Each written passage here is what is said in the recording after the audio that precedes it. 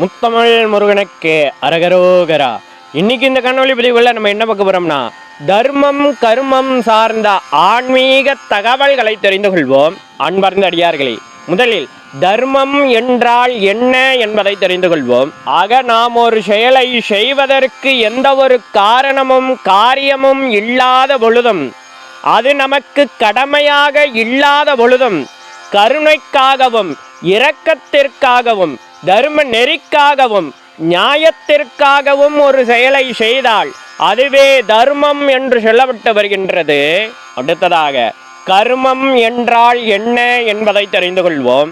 ஆக நாம் ஏற்றுக்கொண்ட கடமைகள் பொறுப்புகள் நமக்கு பிடித்தாலும் பிடிக்கவில்லை என்றாலும் நாம் அதை செய்தே ஆக வேண்டும் என்ற நிலையில் இருக்கக்கூடிய அத்தனையும் கர்மம் என்று சொல்லப்பட்டு வருகின்றது.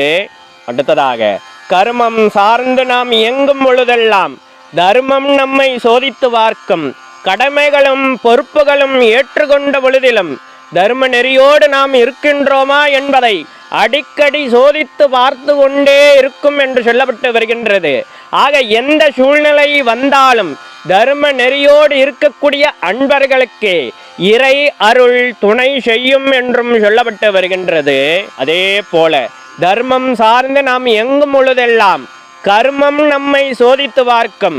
ஆக தர்ம நெறிக்காக நியாயத்திற்காக கருணைக்காக இரக்கத்திற்காக நாம் ஒவ்வொரு முயற்சிகளும் எடுக்கும் பொழுதெல்லாம் நாம் ஏற்றுக்கொண்ட கடமைகளும் பொறுப்புகளும் தடையாக வந்து நிற்கும் என்று சொல்லப்பட்டு வருகின்றது.